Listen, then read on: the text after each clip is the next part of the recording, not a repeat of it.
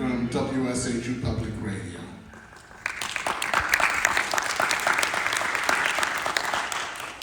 And this has been a very intense film.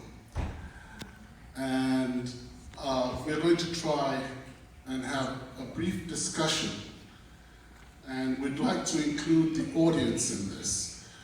And what I'd like to do is to call out our panelists to come out, starting with Charles Gillespie, who is his assistant professor of Catholic Studies and director of Pioneer Journey at Sacred Heart University.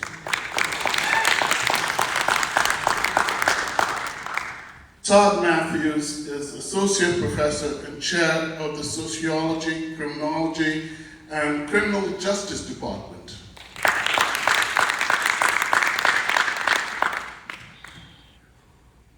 Gary Rose is political science professor and scholar in residence at Sacred Heart University. And Bill Usman is a professor in the School of Communications, Media, and the Arts.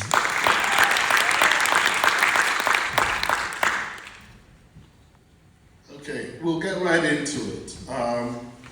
I'd like to welcome everyone. And I'd like to start with the government professor, because this movie is about how the government works. What's your reaction to what we just saw? What's your take, Dr. Rose? Yeah, okay. Well, first of all, you're probably not going to like me to say this, but it was a very partisan film. And it was intended to be. Let's be realistic about it. And there was obviously a motivation here to produce this film and to get it out, as an election is unfolding, and which is going to be taking place very soon. So you can't deny that. And that's something that I tell my students to watch for all the time, is the partisanship. That's both in the media and in film and everything else. And so it doesn't surprise me, actually, that this film had an agenda. And when I saw the trailer and was requested to put this panel together, which I was very happy to do, I knew that this was going to be a partisan production, which it was. But the one thing that, to get to the substance of the film, though, I kept showing a few pictures of, or portraits of Ben Franklin. And, Franklin, after the convention, as lore would have it, I suppose, was asked what type of government was created, and his famous statement was, a republic if you can keep it. And, we've kept it. And that's why I take issue with that film. We can go from the very beginning of the republic to the present. And yes, we've had challenges, as the actors have pointed out. We can go back to the Alien and Sedition Acts of President Adams. We survived those. And Thomas Jefferson was elected in response to some of that. We had a very unpopular war, War of 1812. Very unpopular war, which divided the country regionally and between the two parties as well. We survived that. We had a civil war, which was never a declared war. It was actually called an insurrection. And the result was 750,000 lives lost. We had a suspension of civil liberties, too. They mentioned President Lincoln's suspension of habeas corpus, which the Supreme Court said eventually was unconstitutional after his death. We had a lot of persecutions in World War I. somewhat of a dark time of our democracy. A lot of free speech was challenged and questioned. And in over 2,000 federal prosecutions of people who were opposing the war, a number of them being German Americans as well. But again, we got through that. Now let me just finish it. The McCarthy era, very dark period. We got through it. We could go on, and I think what this film is suggesting is that our republic is so fragile that it can collapse. And I, for one, take issue with that film at making that statement. And there's one more thing I'm going to say, and then I'll turn it over. You know, having been in the Army myself, you take an oath to the Constitution. You don't take an oath to an individual or a commander-in-chief.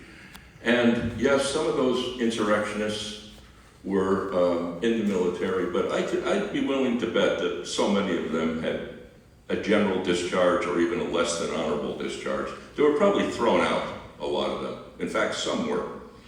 And so I think we're a much stronger democracy than what that film is suggesting. And going back to my opening statement about Franklin, a republic if you can keep it, we have kept it, and I am not worried, and I will sleep well, I can tell you this, after the election, regardless of the outcome. Thank you. Okay, well, it's a great way to start, because we're going to deal with the criminal justice part of this. We're talking with Todd. You deal with sociology, you deal with criminology. What does it say about our being able to enforce our laws and the problems with enforcing the laws? Because that came up quite a bit in this movie. What does it say? And it did. What Absolutely. and what did you take from what you saw in this movie? So I'm of three minds related to this film. And you mentioned my role in sociology and criminology, criminal justice. I also work in organization development and kind of institutions.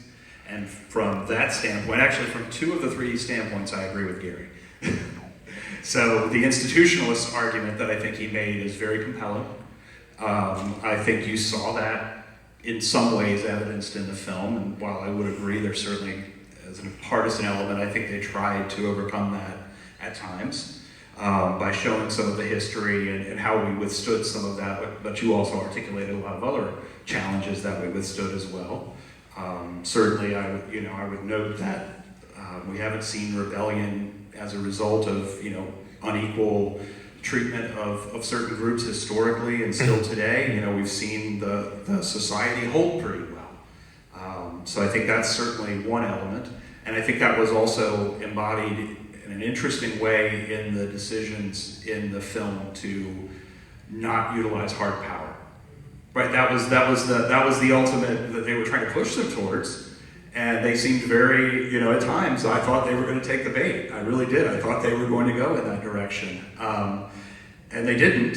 And I thought that, in the end, it was a good example of statesmanship and a good way of allowing also the fact that we are still a decentralized system in many ways and allowing the states to handle some of that. I thought that was an interesting approach as well. Now the other hat, obviously, and I see you're getting ready to follow up there, but the other hat, has some concerns because of the real declines in things like trust in institutions that we've seen in our country.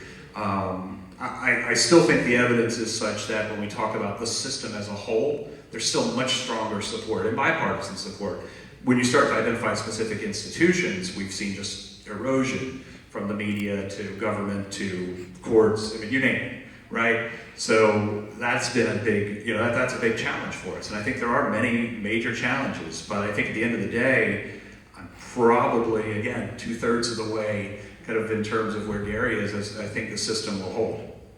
Okay, well, let's move to Charles, because there was a mention, an indication that there might have been some religious undertone to the insurrection. And you're a professor of Catholic studies. The separation of church and state. Yeah. How did the movie deal with that subject, and what should we take away as far as, that separation going forward? This is a fantastic question, Ebong, because when I was first asked to be on this panel, I thought, much like the participants in the war game, this is not scripted, it is improvised, recorded, and performed. And then I was handed such catnip of two things in the film. The first is the Order of Columbus, quite literally, took the logo of the Knights of Columbus, which is a Catholic lay organization founded by Venerable Michael J. McGivney. And it took the symbol of the order and put two assault weapons behind an image of plowshares, a quite inversion of Jesus' message to turn your swords into plowshares, instead to militarize. The second, the name of the opposing candidate, Strickland, is also the name of a now no longer bishop in Texas, who suggested ways in which stepping away from ordinary society and founding these Catholic communities that can get closer to this idea of liberty as true response to the commander-in-chief of all, that is God. There's an interesting component to this film that I want to uplift, which is that if we only allow our discussions of religion to happen in private, if we only suggest that people's ideas about what is at the core of truth, goodness, and beauty to be something we only keep in the silence of our hearts and never talk about together, never practice dialoguing with those who might believe something differently than we do, is you get some of the sort of nightmare vision that happens in this film. This idea that a religious ideology is never challenged with reason and is never called to account for how you have this notion that your freedom and land is directly connected to some idea of God. And so there's two things about the separation of church and state I'd comment about this film. The first is, I wish the edit that led to, I think, some of the partisan view that Dr. Rose offered for us would have returned to the most interesting thing of the war game, in my view, which is that the Order of Columbus has the protection of being a registered church. You can register as a church in the United States so long as you file the proper paperwork, and I commend unto you the Church of the Flying Spaghetti Monster, which is recognized in 2 states. I think that's a really interesting element of this film, which is to challenge us to go, when you hear the word religion, we throw our hands up and say, that's someone's deeply held belief and we can't ask questions about it. We're going to invite ourselves to have dialogue. And that gets to the second thing about the separation of church and state in the film, is that that was not something that was engaged in the war game discussion whatsoever. The character playing the president never brought up if that was one of the concerns. And as a theater scholar, I want to call out for us that our gaze was controlled by the edit. We don't know if the people playing the war game had that discussion or not, but it didn't show up in the film. Okay. Something that did show up and made a very, was a major part of this was the use of social media. So I'm going to turn to you, Bill. What was your take from the way social media was used in this film? Grim, honestly. I am so happy that Professor Rose is optimistic about the future of the Republic, because if he didn't say that just now, I wasn't getting any sleep tonight. At all. I'd be stalking the hallways at 6 a.m. I think that we have to remember that the reason this film was made is because January 6th happened. If January 6th happened, we wouldn't be watching this film. I'd be home with my feet up right now. And so, while I agree with Professor Rose that it's a partisan film, it is. I don't think there's any question about that.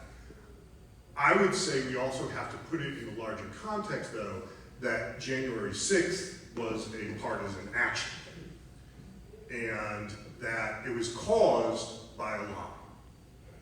The whole beginning of that chaos, and then what they played out in this war game, was based on the basic lie that Biden did not win the election fair and square.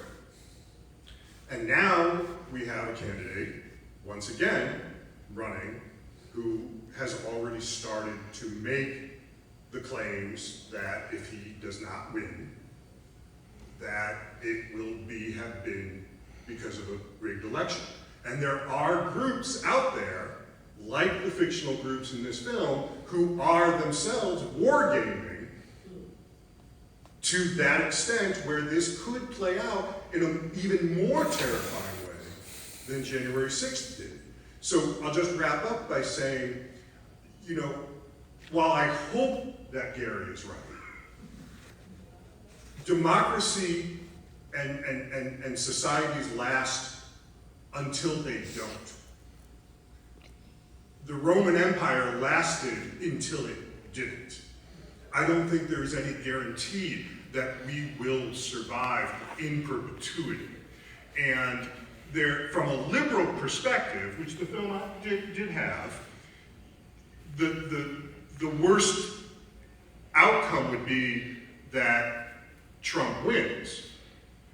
But from a pro-democracy perspective of both liberals and Republicans, they are just as worried that Trump loses. Now, coming from a place where I come from, where I have woken up as a child to hear an announcement that's from some guy we've never heard of on the radio saying he's a military general and he's taken over. I wish I could be as comfortable about the situation, but I'll tell you this, I was shocked on January 6th. I never thought I would see that in this country, and it was a wake-up call. And what I'd like us to look at is we have an election in just a few weeks from now. Are we prepared? Let's start with Dr. Rose. Are we prepared, do you think, right now, to deal with an uncertain election? Okay. Well, the Electoral Vote Count Act has been reformed. Those individuals who participated in January 6th, the most violent offenders, have been prosecuted very effectively. A message has been sent to potential insurrectionists. And the prison sentences that they've received, too, have sent the message, you know, you do this again, if this happens again, there will be a very long prison sentence involved. I think really that the word has gotten out, you know, and I agree with Bill, there are groups out there, of course there are. And they're not all just from the right either. There are left-wing also insurrectionists, if you will, you know. Yeah, but I think the word has gotten out, and the justice system that we have, I think, has sent a very strong message to those who are contemplating, you know, what we saw in the film here. So you asked, are we prepared to deal with this? And let's one other thing I should point out. You know, only 1% of the American population is in the military. 1%. We have a country of 330 million people living in this country. And we have a tiny, tiny percentage of people in uniform. And within that, there's an even tinier percentage of people that were portrayed, you know, in this, or these fictional people in this film. So we're not only prepared, you know, to deal with violence again, yes, and I think the message has gone out that we are, in fact, prepared. But furthermore, even if it does break out again, it will be, I think, suppressed very effectively and quickly. So again, I sleep well. Okay. You sleep well too. Does anyone else have any thoughts about this? Regardless of who wins. I think if there are any doubts sown in the days after the election, that one of the things that will be different this time is I do think the Capitol area will be more secured. I think, that definitely we've seen some of the hearings that have taken place that both Democrats and Republicans have led over the last few years to look at that issue. And I do think that if there is even a whiff of concern that can happen again, that at least as far as the counting of the electoral votes, that the Capitol will be much more secure than it was. It doesn't mean that protest, because I think that's where the slippery slope begins that we're talking about. But I do think that the immediate Capitol area would be much more secure. Okay, let's go to Charles and then we'll come back to you. Yes, So, for the sake of a fun, direct response, no, I don't think we're prepared. But I'm not thinking at the level of a Capitol riot or at the national stage. I think it's, are we prepared to enter into dialogue with people that are on the other side? And I think that there's a real sense that there's a time of preparation that might be coming, so we can be ready to have hard and difficult conversations. But we're not going to be playing the people in the war game. We're going to be the people that are in the speculation of what's happening in Arizona or what's happening in other places. Are we ready to go and talk to someone who's flying a flag that's not ours and to enter into dialogue with them as fellow citizens? What about you, Bill? I would say that there's another concern beyond violence. And violence was the most spectacular part of January 6th in this film, but there's also work happening behind the scenes to try to game the system without the use of violence by putting in place, for example, secretaries of state in certain states that are Trump loyalists who, are perhaps not as committed to certifying the results of an election as other people might be. There are plans that are being drawn up, and this happened before January 6th, to try to dispute the election based on, questionable legal theories and things of that nature. So I think there are some fears beyond just the most visceral fears of violence. I think there are other things that we should be concerned about as well. And I would agree with Professor Gillespie that we also have this challenge of somebody's going to be president, and half the country almost is not going to be happy about that, regardless of who it is. How do we live with each other? Where do we go from here? How do we respect each other and get out of this cycle so that we can be people like Dr. Rose and myself who may disagree about these issues and who may favor different policies, but who can respect each other, who can have conversations with each other. Are you sure of that, Bill? Well, maybe not you to me, but I know me to you. I mean, you're helping me sleep. But who can, joke with each other is important. And I think we're losing sight of that. There are so many people who say that violence against the other side would be justified.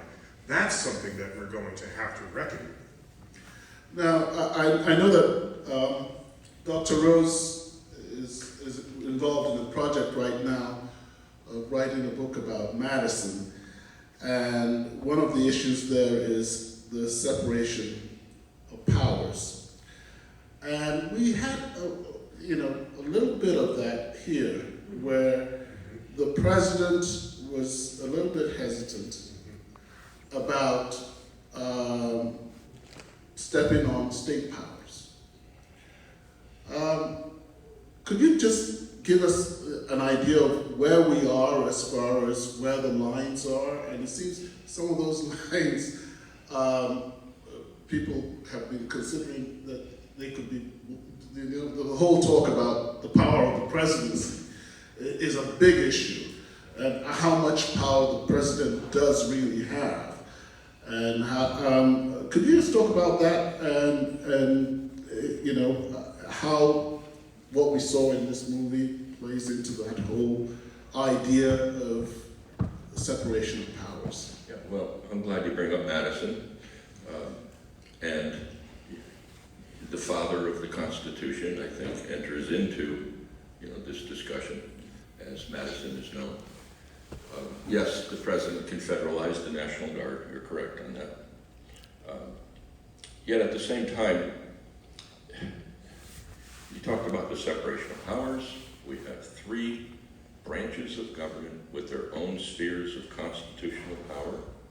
One person cannot take over those 3 branches of government. They cannot. Additionally, we have 50 states with 50 state constitutions. It's the beauty of our system. The framers, Madison, you mentioned Madison, made sure that we divided power laterally and horizontally in order to keep government restrained. And that's why this business of a dictator coming to power and all this loose talk too about Trump being a potential Hitler and all of that, it's not going to happen. It can't constitutionally happen in this country. It cannot. We can have strong presidents, but never a dictator. Well, I'd like to throw that open to the audience that we have. Does anyone have any questions? I think we have a couple of people with microphones who could come to you if you have a question. So I'd like to throw this open to the audience if you have any questions. Anyone with any questions, just put up your hand and they'll get a microphone to you. Okay, there's someone back there. Okay. Hi, I know that there are a number of public relations students in the audience, as well as some public relations professionals here, and we heard the term public relations used a lot in this movie, and we might not necessarily think about that when we think about politics. Does the panel have anything to say about that? I guess that's me. That's a planted question. That's my wife, who also is a professor and an associate dean at Sacred Heart. Yeah, I mean, this goes back to the idea that what politics at the end of the day really is about is persuasion. It's about persuading enough people that your ideas are the ideas that should be put into positions of power. And so ultimately, it's going to be about communication. It's going to be about media. It's going to be about the use of social media, which I don't know if I ever really answered that, but now I'll try to. Okay, go right ahead. That all of these forms of media now, and some of them are relatively new, are so crucial to what will unfold in the political sphere that part of the problem we're facing, I think, is that we don't quite understand that yet. The entire media system has been turned on its head in the space of a couple of decades, where we were talking about this backstage, that there are, no more gatekeepers. And while gatekeepers might have been a problem in terms of restricting the flow of ideas, they also performed a vital function in making sure that the ideas that were out there were reasonable, rational, based in evidence. That's no longer the case. This is a whole new sphere that we're living under. And so one of the roles of public relations and political communication is going to be approaching that power ethically and working to not spread disinformation, but to try to be an antidote to it. Well, it came up in the film. What power does the government have to control social media companies and tell them what to do? And where do we stand as far as that's concerned right now? I'll just say something briefly and then let the other panelists jump in. The government does not have very much power, and that's a good thing, right? That's a good thing, that even if we despise the ideas that are out there, I think it's a mistake to try to silence them, because A, you never can. They just keep popping up somewhere else like mushrooms. We saw that in the film. They were not able to keep these ideas off of social media. I thought that was actually quite real. And you're then giving that power to an entity that can force its own ideas and silence dissenting ideas, something we all should be against. You may like that idea if Harris wins, but you won't like it if Trump wins, or vice versa. Charles, I see you nodding your head. You have something to add to this. Yeah, when I think about social media, we have this tendency to talk about a digital public square, or to go into the language of thinking about social media companies as publishing companies. And I worry somewhat that that's a bit dangerous, because when we talk about social media, the government's capacity to intervene has to run through a private corporation that enjoys certain rights in this country about how they do business. And we also don't want to reach to undo one of Madison's greatest contributions to our country. This is my shout out to Professor Rose to hopefully get extra credit. But is to think about the First Amendment as protecting free expression. And that's extraordinarily important, and there's something, I think, key in recognizing that freedom of assembly, expression, religion, association, and the press are all contained in one amendment to tell us that how we tell a story as a society is something that is our individual responsibilities, not something easily outsourced even to the most perfect form of government. Okay. Any more questions? Hi. Hi. With the January 6, 2001 storming of the Capitol, do any of you guys believe that recent developments with AI and AI being able to change voices, make people say things they never said, will become an issue in the upcoming election? Can I jump in real quick? Because actually with that, because it kind of connects to what I was thinking with the last question as well. I think that the greatest threat that we see here isn't internal, it's external actors, which, you know, is again an attack on the country really in many ways, right? And the potential for sowing discord and sowing that discontent. I think that's where the greatest danger of this type of scenario lies. I think I would agree, you know, the internal actors, you know, they're small in number and hopefully in scope as well. But that's where I see that great danger. And there's such a huge difference even between 2021 and now in that regard. Absolutely. I mean, we've seen some of the deep fakes and AI that have just been produced, you know, it's being produced daily that's coming out related to the election and to a million other issues. So, you know, I think absolutely that's a very real concern here.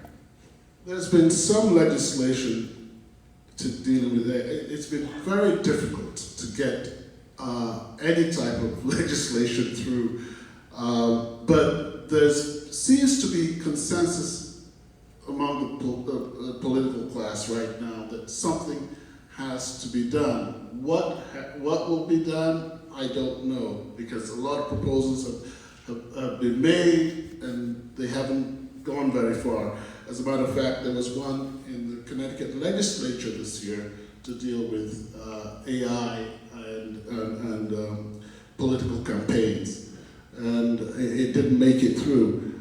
So, talking about AI,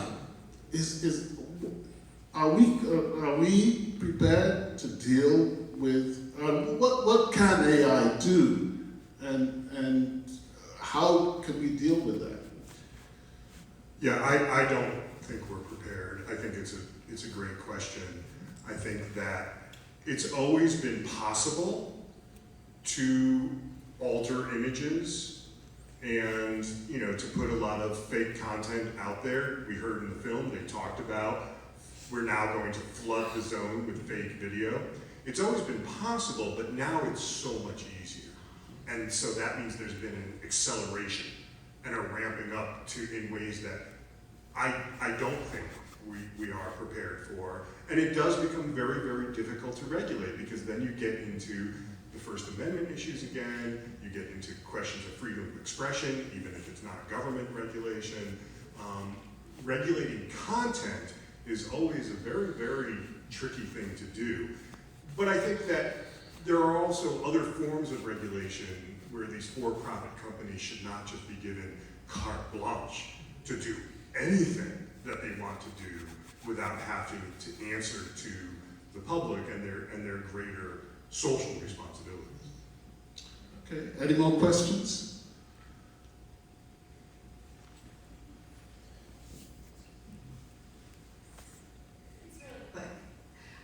So in the film, the guys in the red pill room were reacting really quickly with, like you said, the flood of the images, and they were just waiting for POTUS or anybody from the Capitol to actually speak out. if this was a real life situation again going through, do you think that that POTUS and the rest of the team, the Situation Room, waited too long to respond to how quick? Or do you think that that was a strategy that helped them be successful at the end? Who would like to take that? Okay, Charles. Oh, you want to say that? I don't want to be too quick to respond. I'm trying not to talk so much because I tend to. So I love this question because I was thinking it while watching it. I was wondering, when was a response going to come from the president or the Situation Room? I think one thing that was missing is all the surrogate conversations, and there was a reference to it, which is we didn't get anything about where the spin was in the mass media or in the commentariat, and I think that's actually a really important part of the story, that the nature of the war game didn't let us tell. What would people be saying about the lack of response? And I also wonder if there's some power actually in waiting to make such a good speech as happened at the end. And I think it was a really rhetorically skillful way of ending the film, of giving a speech that I don't necessarily trust was improvised. A very, very well-written, rhetorically compelling answer. And you probably don't want that from your commander-in-chief until it's ready to actually land this powerful political discourse. No, I agree with everything Professor Gillespie just said there. I think that it was, it initially felt like they were going to jump in too quickly, right? You know, they were showing, what, about 3.5 hours left that they were about to invoke the Insurrection Act. And what I found interesting was how especially the key cabinet officials who were there and the military officials, a lot of them were, you know, their opinions were modifying based on what was going on the ground. And I think that is a strength of the system, is that, and particularly, you know, one of the things I was thinking of early on in the film was, you know, if this is a real life situation, I want voices that are in disagreement. I want less partisanship. I want more of the team of rivals. You know, I want more like many of the cabinets that we've seen in previous years. You know, back several presidential administrations ago, where we would have more voices that were coming from a different perspective, but could still ultimately hold that, you know, those central values as what was fundamental to them to act in the way that I think in this case, you know, that they ultimately did. I do think, though, you know, it would have been interesting to see more of a public response, because I do, you know, I even remember January 6th, and we all do. You know, that took place basically over, what, about 2.5 hours. So it's far less than 6 hours when things were occurring. And, you know, the public response, I remember mine, and the public response was pretty out of control and you know, pretty quickly. So 6 hours here with what is raised stakes, clearly. I think you're right, that, you know, that would have been far different in terms of what we did not see here. Great question. Any more questions? Going once?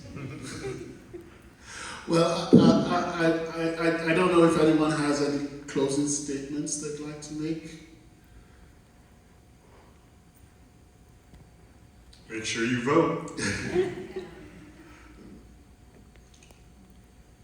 I think when we see films like that, we need to be thankful to the Founding Fathers and the constitutional framework that they established in 1787.